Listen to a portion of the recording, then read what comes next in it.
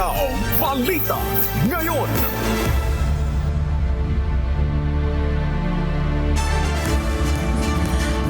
Magandang umaga, Luzon, Visayas, Mindanao at sa buong mundo. Oras natin sa buong kapuluan, 1 minuto na po makalipas ang alas 5 ng umaga. Philippine Standard Time. Ako po si Annie Rentoy. At ngayon po ay araw ng Lunes, ika-28 sa buwan ng Hulyo, taong 2025. Tayo po ay sabayang napapakinggan sa Radyo La Verdad 1350 ang UNTV Radio. Sakay pa rin po ako ng UNTV Radio Mobile Booth na narito ngayon sa Commonwealth Avenue. At syempre, makakasama rin natin ngayong umaga ang ating global correspondent na si Aureline Quijano mula naman sa Toronto, Canada. Para ihatid naman ang mga balita mula sa iba't ibang panig ng mundo. Aureline, magandang umaga po. Simulan na natin ang balitaan. Narito ang malalaki at makabuluhang balita ngayong araw.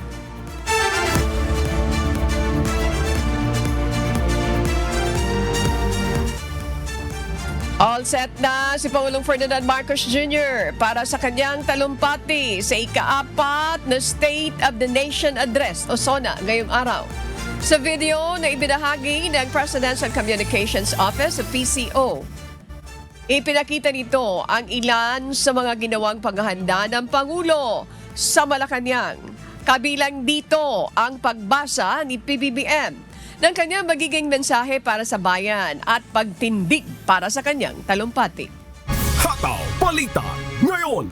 Itinuturing na karangalan ni Voice USA Season 26 Grand Champion Sofronio Vasquez III ang kanyang pag-awit ng Lupang Hinirang.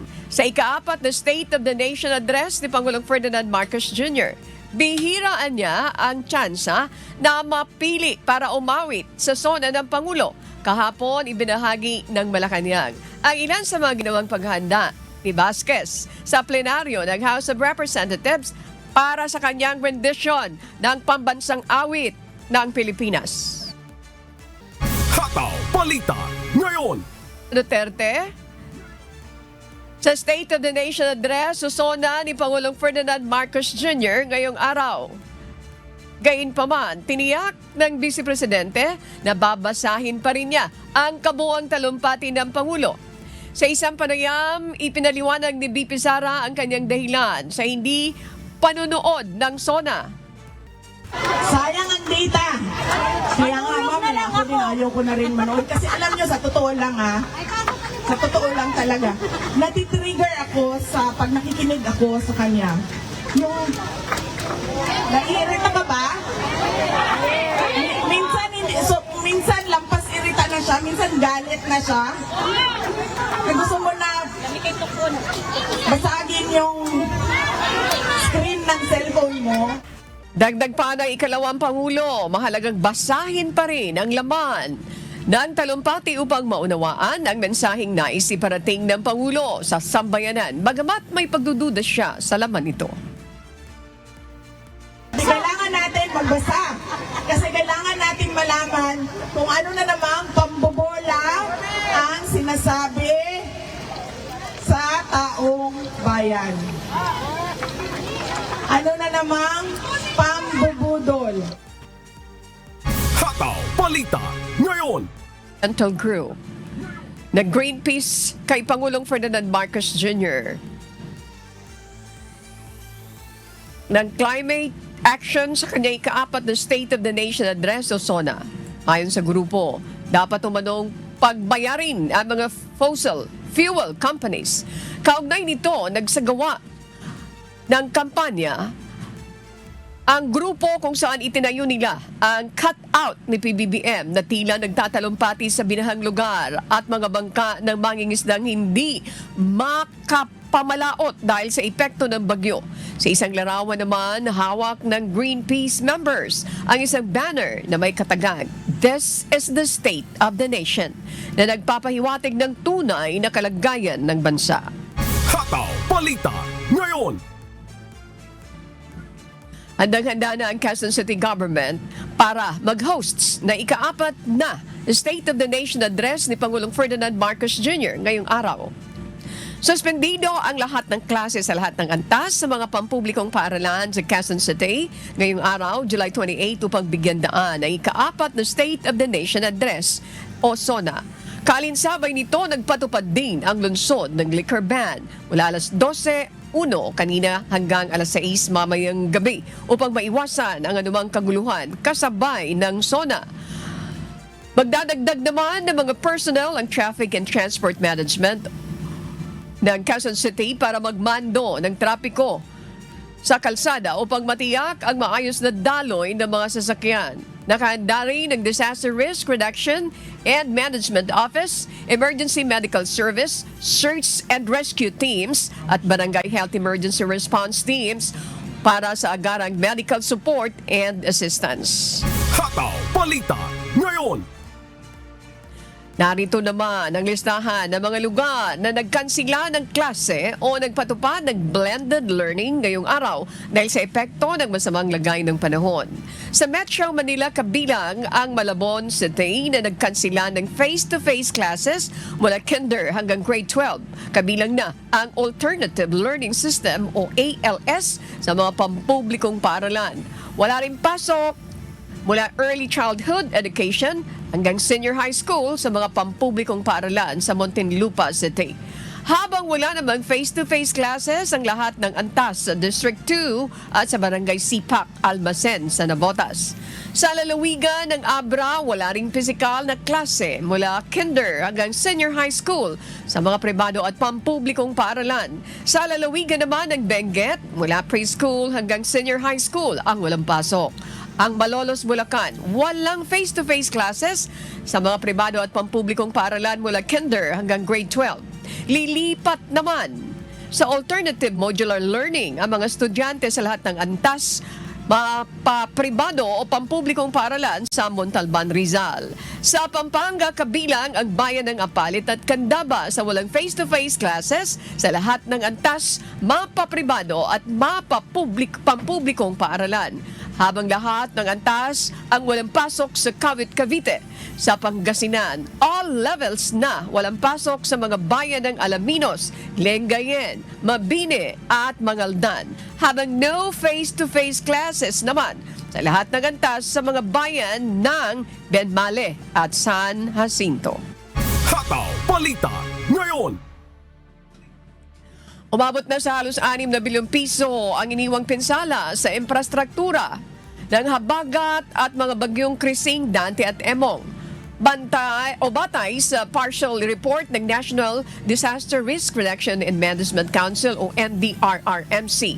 As of 6 p.m. kagabi, July 27, tinatayang aabot na sa mahigit 5.9 billion pesos ang pinsalang iniwan ng mga bagyo kung saan halos 500 estruktura ang napinsala. Kabilang sa mga rehiyon na may napinsalang estruktura ay ang Regions 1, 2, 3, Cordillera Administrative Region, Calabar Zone, Mimaropa Region 6 at Region 10. Hataw Balita ngayon. Umakyat na sa 32 ang mga nasawis sa habagat at mga nagdaang bagyong Krising, Dante at Emong. Batay sa talaan ng National Disaster Risk Reduction and Management Council o NDRRMC, mula sa 32 na nasawi, 5 ang validated habang may 27 pa ang vina-validate ng ahensya. Samantala, aabot naman sa 19 ang insured habang may 6 pa ang nawawala. Hataw Balita ngayon. Back to normal na nitong weekend ang supply ng kuryente sa Luzon Grid na naapektuhan ng bagyong Emong, ayon sa National Grid Corporation of the Philippines o NGCP. Sinabi ng NGCP na na-restore na nila ang huling apektadong linya ng Bacnotan, Bulala, 69 kilovolt line noong July 26 ng 10:47 a.m. Patuloy namang minamonitor ng NGCP ang epekto ng masamang lagay ng panahon kaugnay ng banta nito sa mga transmission line. Hataw Balita ngayon. Nakaipon ng nasa 16.3 million pesos mula sa mga sponsor ang naging charity boxing match sa pagitan ni acting Davao City Mayor Baste Duterte at Philippine National Police Chief Police General Nicolas Torre III. Bukod pa rito, ang 4.2 million pesos na halaga ng mga goods na naipon, kabilang na ang 2 truck ng delata. Umabot din sa 350,000 pesos ang kinita mula sa entrance tickets.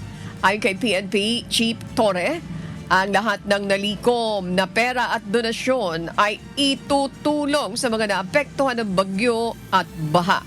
Samantala, hindi naman nagpakita si Baste Duterte sa Rizal Memorial Coliseum, kaya itinanghal na winner ng by default si General Torre.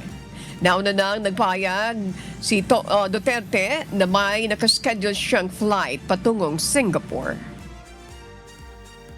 Nagulat nga ako na maraming sumusuporta, pero unang-una ako'y nagpapasalamat sa ating mga kababayan na tumugon sa ating panawagan. Kasi sa totoo lang, ang event na ito ay for charity. Charity boxing match talaga siya, for entertainment. Sa dami ng mga nangyayari in the past few weeks, naniniwala kami na parang kailangan naman natin ng ating mga kababayan kahit ilang oras lamang na mapasaya, makalimutan yung pansamantala ang mga nangyayari. Hataw Balita ngayon.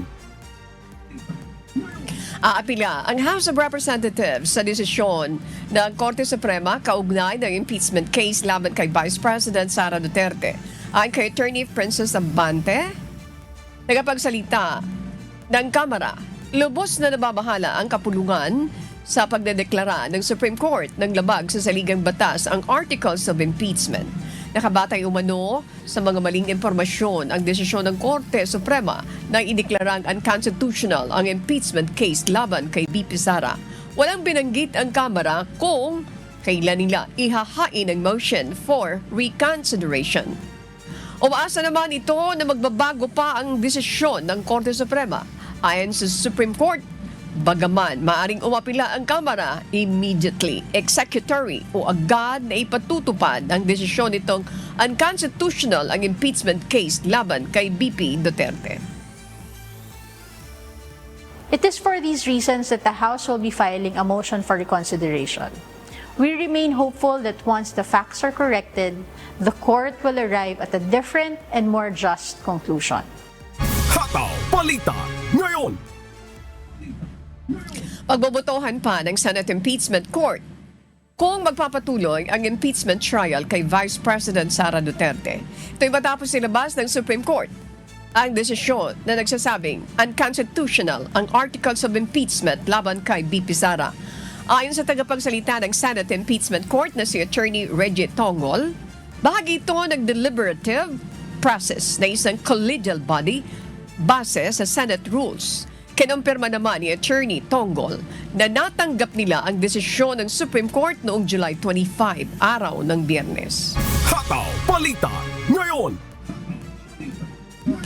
80% ng ilang mga Pinoy ang naniniwalang dapat harapin ni Vice President Sara Duterte ang impeachment batay sa bagong survey ng Okta Research. Sa naturang survey, tinanong ang nasa 1,200 na mga respondent kung sa tingin ba nila ay dapat harapin ni Vice President Sara Duterte ang paglilitis sa Senado o impeachment court upang sagutin ang mga paratang sa kanya o hindi.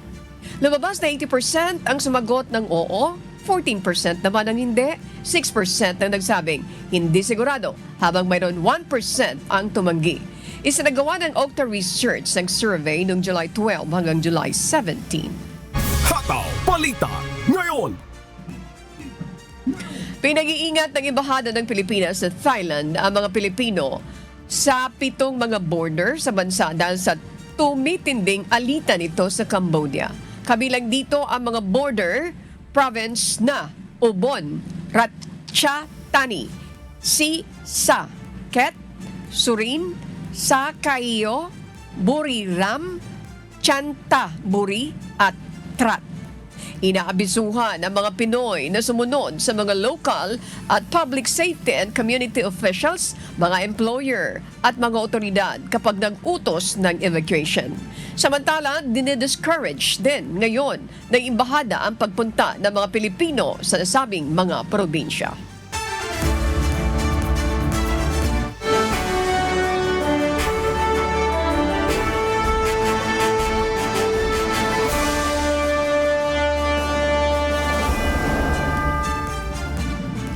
Magpapatupad na ng full deployment ang Philippine National Police ngayong umaga para sa ika-4 na State of the Nation Address ni Pangulong Ferdinand Marcos Jr. mamayang hapon. Ayon sa PNP, nasa 12,000 pulis ang kanilang ipapakalat para sa seguridad ng SONA ng Pangulo. Ito ang wahataw na balita ni Lea Ilagan live.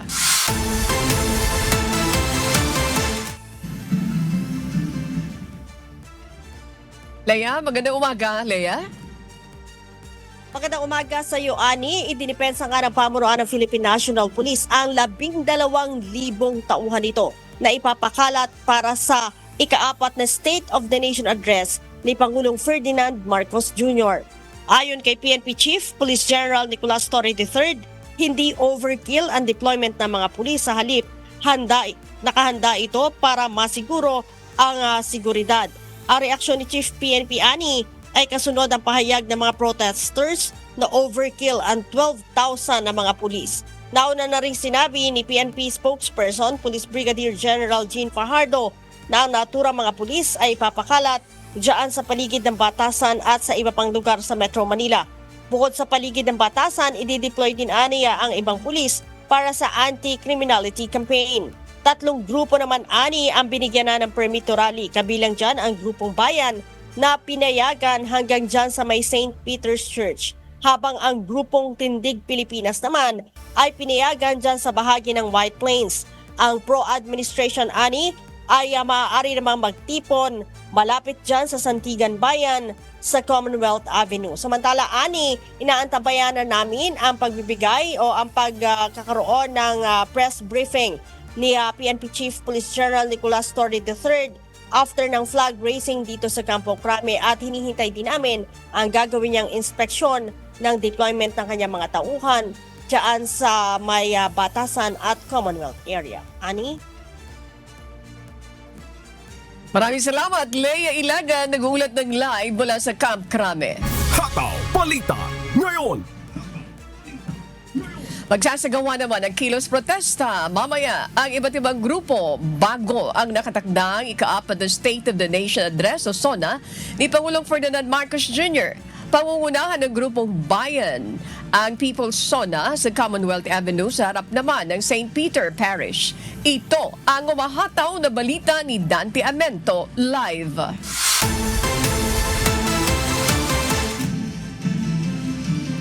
Dante, magandang umaga sa iyo, Dante Amento. Magandang umaga, Ma'am Ani, at sa ating mga kasangbahay. Bago nga ang nakatakdang ika-4 na State of the Nation Address o SONA ni President Ferdinand Bongbong Marcos Jr. ay naghahanda na rin ang iba't ibang grupo upang magsagawa ng kanilang kilos protesta sa iba't ibang panig ng bansa. Dito sa Maynila, pangungunahan ng grupong Bayan at ng kanilang allied groups ang simula mamayang alas 7 ng umaga ang pagtitipon-tipon. Mayroon sa Tandang Sora, Commission on Human Rights, Department of Agrarian Reform o DAR. Inaasahan, Ma'am Ani, na sasama ang grupong Kilusang Mayo Uno o KMU, ACT Teachers, Health Alliance for Democracy.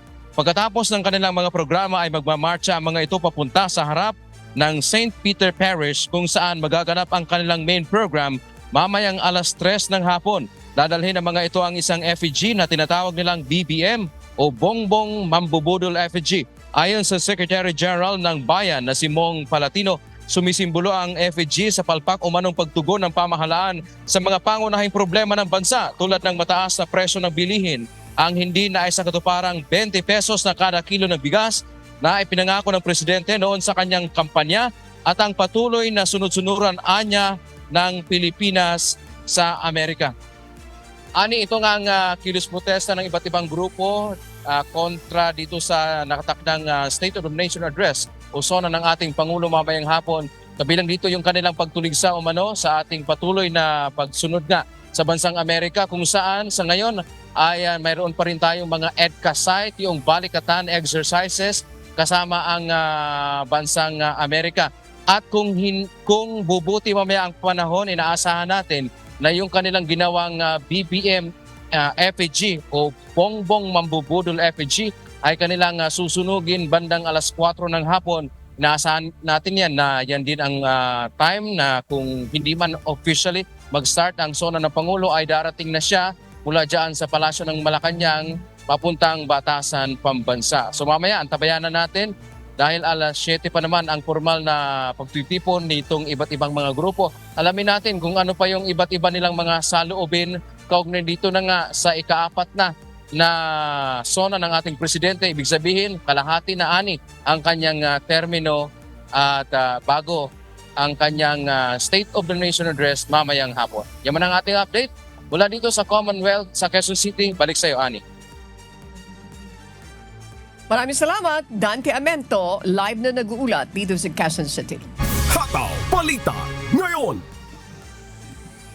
Aasahan umano ang isang empty SONA sa ika-4 na State of the Nation Address ni Pangulong Ferdinand Bongbong Marcos Jr. ayon kay Davao City Representative Paulo Duterte.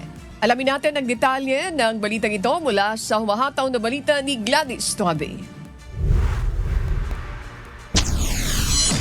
Sa pagsapit ng ika-4 na State of the Nation Address ni Pangulong Ferdinand Bongbong Marcos Jr., inihayag ni Representative Paulo Duterte ang kanyang kritisismo sa talumpati ng Pangulo na ani ay walang laman ang aasahang SONA ng Pangulo. Dagdag niya magiging gaya lang ito sa mga nakaraang SONA ni PBBM.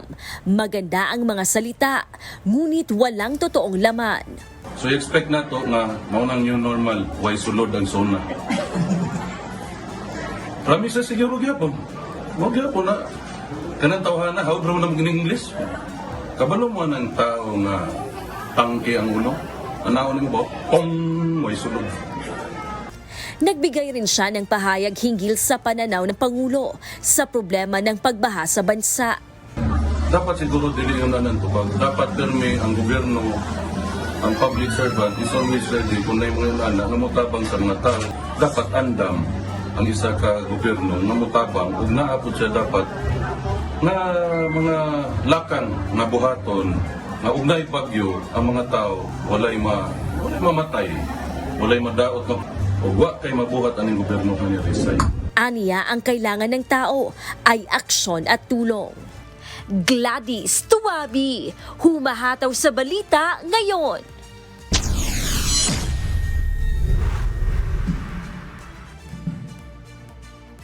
Maraming salamat, Gladys Tuabe. Samantala, maglalagay naman ng zipper lanes ang Metropolitan Manila Development Authority o MMDA sa kahabaan ng Commonwealth Avenue bilang ika-4 na State of the Nation Address ni Pangulong Ferdinand Marcos Jr. mamayang hapon. Mula sa Commonwealth Avenue, si Benedict Samson humahataw live.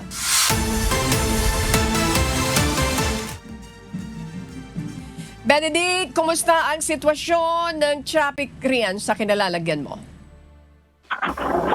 Magandang umaga, Ani. Sa ngayon ay maluwag pa naman yung daloy ng mga sasakyan dito nga sa Commonwealth Avenue.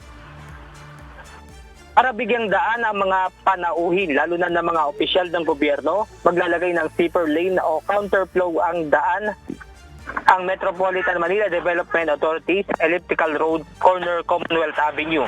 Sa mga motorista na patungong northbound o mula Quezon Memorial Circle papuntang Fairview, maaaring dumaan mula sa Elliptical Road to North Avenue, kumanan sa Mindanao Avenue, kumanan patungong sa Uyo Road o Quirino Highway para makarating sa destinasyon. Sa mga pa-southbound o mula Fairview patungong Quezon Memorial Circle, ang mga sasakyan na galing Commonwealth Avenue ay maaaring dumaan sa Sauyo Road o Quirino Highway, kumaliwas sa Mindanao Avenue, kumaliwas sa North Avenue para makarating sa point of destination. Sa mga light vehicle na galing C5 Road, maaaring kumaliwas sa Magiting Street, kumanan sa Maginhawa Street kumaliwa sa Mayaman Street patungong Kalayaan Avenue para makarating sa destinasyon. At para naman sa mga truck na galing C5 Katipunan Avenue, maaaring dumaan sa Luzon Flyover at kumaliwa sa Congressional Avenue para makarating sa point of destination. Ayon pa sa MMDA, nasa 1,329 na tauhan nila ang nakadeploy ngayong araw upang umasiste sa mga motorista. Naka-standby rin ng mga ambulansya, fire truck, mobile patrol unit, motorcycle units at flood mitigation equipment sa mga itinilagang designated area. Nakatakda ring magsagawa ng clearing operation ng MMDA Special Operations Group sa mga kalsada sa Batasang Pambansa Complex upang masiguro na walang naka-illegal park at illegal vendors na maaaring maging sagabal sa kalsada. Ani, ang mga magsasagawa naman ng kilos protesta ay imomonitor ng MMDA sa kanilang communications and command centers sa Pasig City. At yan muna ang ating update mula rito sa Commonwealth Avenue. Balik sa inyo dyan, Ma'am Ani. Maraming salamat, Benedict Samson. Nag-uulat ng live mula po dyan sa Commonwealth Avenue, Quezon City. Hataw Balita Ngayon. Nagbukas ng maraming oportunidad para sa kababayan natin ang naging kasunduan ng Pilipinas sa Czech Republic nang dumalaw si Pangulong Ferdinand Marcos Jr. sa bansa noong March 2024. Mas maraming mga Pilipino ang nabigyan ng trabaho at ng maayos na buhay sa nasabing bansa. Ito ang umahataw na balita ni James Hilario. March 2024 nang dumalaw si Pangulong Ferdinand Marcos Jr. sa Czech Republic at lagdaan ang kasunduan hinggil sa labor quota para sa mga Pilipinong manggagawa. Kasama ito sa binigyang diin ng Pangulo sa kanyang naging State of the Nation address noong 2024. Through vital partnerships with like-minded states, we have been able to promote our mutual interests, resulting not only in investment here and our strengthened national security, but also in quality jobs for our nationals seeking foreign employment. Para sa ilang mga kababayan nating nagtatrabaho dito, ramdam nila ang naging bunga ng naging kasunduan ng ating pamahalaan sa bansa. Aming nagbukas ng mga opportunity na trabaho papunta dito sa Czech. Katunayan niya, katulad sa company pinagtatrabahuhan ko ngayon, mas marami na kaming Pilipino ngayon. So yung mga Pilipino na dumating dito, produkto na, sa tingin ko, produkto na yun yung naging kasunduan ng Czech at Pilipinas. At nagbukas din to ng maraming opportunity, hindi lang sa logistic, kundi pati sa housekeeping, sa mga hotel, sa mga restaurants dito sa Czech Republic. Ayon naman kay Ricky Bisinga, ramdam rin niya ang mga positibong epekto ng kasunduan mula sa mas mataas na pasahod hanggang sa mas maraming Pilipinong dumadating sa bansa. Regarding po sa salary, medyo lumaki na po nagbago po yung kasunduan sa salary sa dito ng Czech. Medyo tinaasan po nila yung minimum po namin. Kaya malaking bagay po siya para sa aming OFW po. Bukod sa trabaho para sa kababayan natin, ang kasunduan ay nagbukas din ng pag-asa para sa muling pagsasama ng pamilya. Patuloy po tayong naghihintay ng mga kababayan po natin na patuloy pong hinahire ng Czech Republic mula sa Pilipinas. At ang mga kababayan naman natin na nandito na, madali po nilang nakukuha ang kanilang mga pamilya para makasama rin habang sila po ay nagtatrabaho dito, pati kanilang asawa at anak, nakasama rin nila dito sa Czech Republic. Samantala, as of May 2025, nasa mahigit 11,000 na ang bilang ng mga OFW na nakikipagsapalaran dito sa Czech Republic. Sa muling pag-uulat ng Pangulo sa Bayan ngayong araw, inaasahan ng ating mga kababayan na marinig ang mga plano pa ng pamahalaan upang mas maging maayos ang kalagayan ng mga Pilipinong nakikipagsapalaran sa ibang bansa. James Hilario, humahataw sa Balita Ngayon.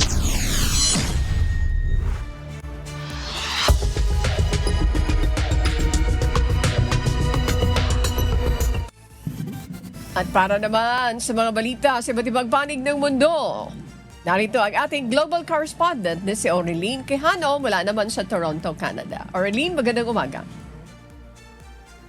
Good afternoon, Annie. Nabigo si France President Emmanuel Macron na makuha ng suporta sa isang bansa sa pagkilala sa pagiging isang estado ng Palestine. Kaya't bagamat nag-iisa, isinulong pa rin ng Pangulo na kilalanin nito ang pagiging isang estado ng Palestina simula sa Setyembre. Alamin natin ang detalye mula sa ulat ni Jeffrey Cos live.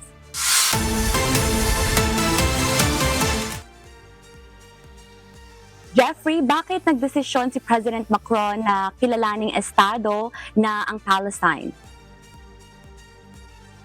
Yes, inanunsyo noong nakaraang Huwebes, July 24 ng Pangulo ng France na si Emmanuel Macron na plano na nitong kilalanin ang Palestine bilang isang estado simula ngayong Setyembre, kahit mag-isa lamang ito. Ito'y bunsod ng nakitang sitwasyon ng Pangulo nang dalawin niya ang border sa Gaza Strip.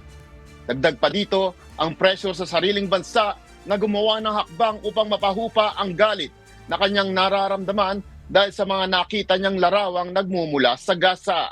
Sinubukang gumawa ni Pangulo Macron ng plano upang makipagtulungan ang mga kaalyadong bansang Britain at Canada sa pagkilala sa Palestine bilang isang estado, kasabay ng paghimok sa mga Arab states ng softer stance sa Israel sa pamamagitan ng isang United Nations Conference. Ngunit sa kabila ng isang linggong pag-uusap, walang bansa ang sumuporta sa Pangulo sa planong ito. 3 diplomats ng London ang nagsabi na hindi nito gustong kagalitan sila ng Estados Unidos. Nauna na ring makipag-usap ng masinsinan ang Pangulong Macron kay US President Donald Trump at Israeli Prime Minister Benjamin Netanyahu. Ngunit kinagalitan nito ang France at sinabing paggawad ng gantimpala ang nais gawin ng France sa Hamas, kung saan siya nagsimula noong digmaan noong 2023. Balik sa iyo. Salamat Jeffrey Cos mula sa Edmonton, Canada. Hataw Balita ngayon.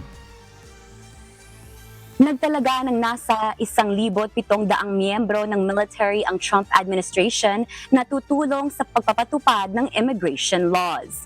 Ang mga naturang sundalo ay magtatrabaho sa ilalim ng pamamahala ng mga state governors at hindi direkta sa federal government. Ito ang humahataw na balita ni Nico Chicano.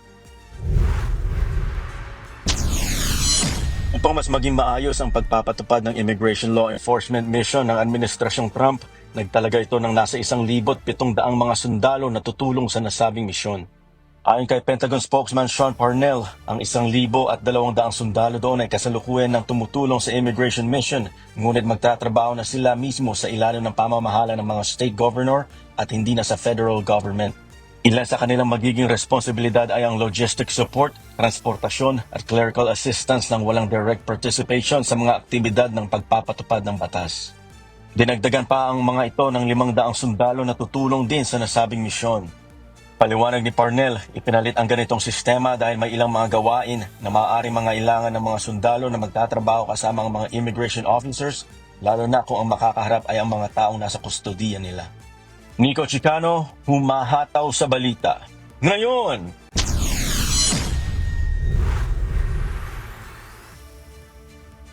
Matinding heat wave ang inaasahang mararamdaman sa huling linggo ng Hulyo sa silangang bahagi ng Estados Unidos. Kaya't iba yung pag-iingat ang panawagan ng mga otoridad sa publiko. Ito ang humahataw na balita ni Daniel Encarnacion. Tataas ang temperatura sa pagtatapos ng buwan ng Hulyo sa halos buong bahagi ng silangan ng Amerika. Inaasahang lilikha ito ng mapanganib at long-lasting na heatwave.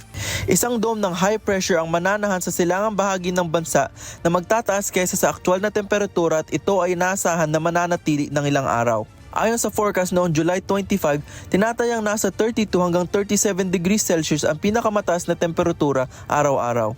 Ngunit kung sasamaan ito ng humidity, posibleng tumaas pa ito at umabot sa 43 hanggang 47 degrees Celsius ang mararanasang init. Kaya't pinapaalalahanan ang mga dadaan ng heatwave na magkaroon ng ibayong pag-iingat, gaya ng pananatili sa mga lugar na may air condition, manatiling hydrated at agad-agapan ang senyales ng stroke. Maliban sa panganib ng dala ng init, ang interactions ng atmosphere sa paligid ng perimeter ng heat dome ay tinatayang magdudulot ng thunderstorms at matinding pag-ulan. Daniel Encarnacion, humahataw sa balita ngayon.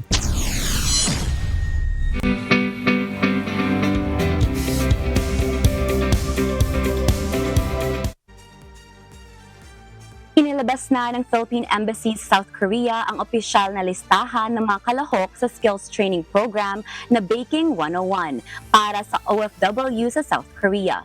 Magsasagawa rin ng eskwelahan sa embahada ang naturang embahada sa August 10th. Ito ang humahataw na balita ni Lynn Perez. What's up, kabayan? Naglabas na ng opisyal na listahan ng Philippine Embassy sa South Korea ng makalahok sa skills training program na Baking 101. Ang training na ito ay gaganapin sa lahat ng araw ng linggo sa buwan ng Agosto mula 1 hanggang 5 ng hapon sa MWO OWA building sa South Korea. Kung may mga katanungan, ay tumawag lamang sa OWA sa 010-6598-9338 o 010-5177-8777. Samantala, iniimbitahan naman ng mga Filipino children sa ikatlong embassy school sa August 10 mula 2 hanggang 5 ng hapon sa Philippine Embassy sa Seoul. Ilan sa mga tatalakayin dito ay ang paghahandaan ng lutuing Filipino, katutubong sining at magkakaroon din ng kwentong bayan. Sa mga interesadong dumalo, mag-register lamang sa pamamagitan ng pagtawag sa 010-9263-8118. Naglabas naman ng holiday public closure notice ang Philippine Consulate sa Toronto para sa buwan ng Agosto. Sarado ang konsulado sa August 4 at 25. Maaari namang tumawag sa 416-346-3268 kung may emergency. At naglabas naman ng listahan mga available passport for release ang Philippine Embassy sa Qatar. Maaari makita ang listahan sa bit.ly/Doha PEPBT Releasing. Bukas ang embahada mula 7 hanggang 3 ng hapon upang i-claim ang inyong mga passports. Huwag kalimutang dalhi ng inyong lumang passport at resibo. Lynn Perez, sumahataw sa Balita Ngayon.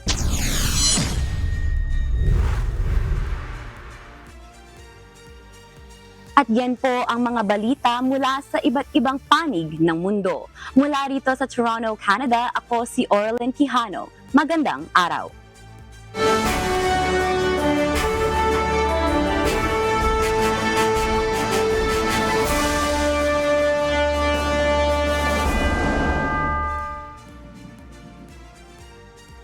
May pakiusap naman kay Pangulong Ferdinand Marcos Jr. ang mga evacuee sa Bulacan na 1 linggo nang nananatili sa evacuation centers. Mula sa Kalumpit, Bulacan, makibalita tayo kay Nestor Torres live.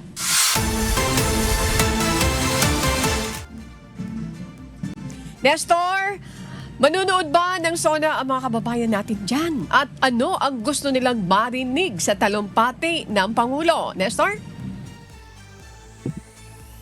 Magandang umaga, Ani, at sa lahat ng ating mga kasambahay. At talagang tututok yung mga apektado ng pagbaha dito sa probinsya ng Bulacan. Lalo na yung kanilang sitwasyon ay talagang baha pa rin hanggang ngayon. At gusto nilang iparating kay Pangulo na masolusyonan itong problema sa baha sa Bulacan at maging sa mga, lalo na dun sa mga mabababang lugar, dahil kailangan na itong maisaayos sa tagal na panahon na hindi pa rin talaga nasusolusyonan hanggang ngayon. Dito sa Barangay Pio Coscosa sa Lexper Subdivision, Kalumpit, Bulacan, ay sa mga residente, bumaba na ang tubig baha. Nung nakarang linggo hanggang leeg ang baha at ang ibang lugar naman ay lagpas tao. Pero hanggang bewang na lang ngayon ang tubig baha. Hanggang doon sa may court ay hanggang dibdib naman. Samantala, may 1 linggo na ang mga evacuees sa Bulacan mula nang malubog sa baha ang kanilang mga bahay dahil sa bagyong Krising, Dante at Emok. Sa buong Bulacan, umabot na ng hanggang 307 na barangay ang apektado ng pagbaha. Kung saan ay sa 250,000 pamilya ang apektado, katumbas ito ng nasa 800,000 na individuals. Sa araw ng SONA, marami pa rin ang nasa evacuation center hanggang ngayon at marami sa kanila ay nakikiusap sa Pangulo na maayos na ang problema sa baha, lalo na sa Bulacan. Bilang estudyante po, gusto ko po na marinig sa SONA kung paano po susolusyonan ni BBM yung nangyayari po ngayon. So, marami pong lugar na nababaha. Nasa po napunta yung million na budget para doon sa flood control project. Lahat po tayo nagbabayad ng tax, marami pong mahihirap na yung pera po na dapat pambayad na lang nila ng pagkain, nababawas pa dahil sa tax. So marami marami po nasasayang. So yung budget po ba na yun, binubulsa lang po ba nila? Saan po napupunta yun? Kasi karapatan po nating mamamayan yun eh. Nagbabayad tayo, pinag-iipunan natin yun. So dapat lang po na protektahan din nila tayo kasi po siya po yung president.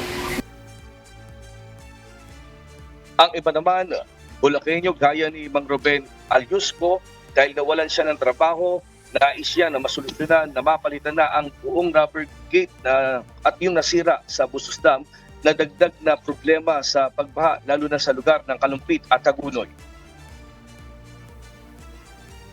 Kailangan po namin ng pagkain, tamang tirahan, tapos ayusin ang dam ng Bustos para may iwasan ang baha. Samantala, anin dito sa Lexber Subdivision sa Pio Cortota sa Kalumpit nga ay umaabot na ng nasa 102 na families o katumbas nito ng nasa 306 na individuals ang nasa evacuation center pa rin, at marami sa kanila nga ay talagang nagkakaproblema na rin na kumbaga ito'y nagkakasakit sila na pupos, sipon at lagnat.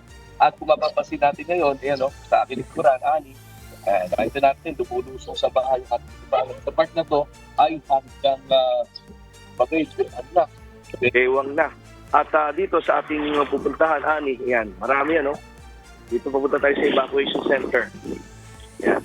Nakita natin dito, yung marami, yung mga tao dito, mamanis na talagang, ito yung kanilang problema ngayon dito, yung palikuran, dahil dalawa lang yung CR dito.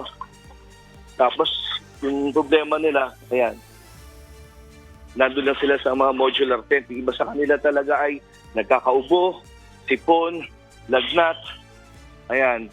At meron namang dumarating na mga gamot, kaya lang ayon sa mga residente dito talagang kulang yun. Dahil lalo na't marami sa kanila ay nagkakaroon na rin ng problema dahil nga 1 linggo na sila ngayon dito sa evacuation center mula ng malubog yung kanilang mga bahay. Yan, mapapansin mo, Ma'am Ani. Ganyan ang kanilang sitwasyon. At yun yung kailangan talagang masolusyonan na gusto nilang mangyari na matulungan sila, lalo na yung mga apektado ng pagbaha, Ma'am Ani. Ani? Yes, maraming salamat. Nestor Torres, nagulat mula po dyan sa Kalumpit, Bulacan. Hataw Balita ngayon.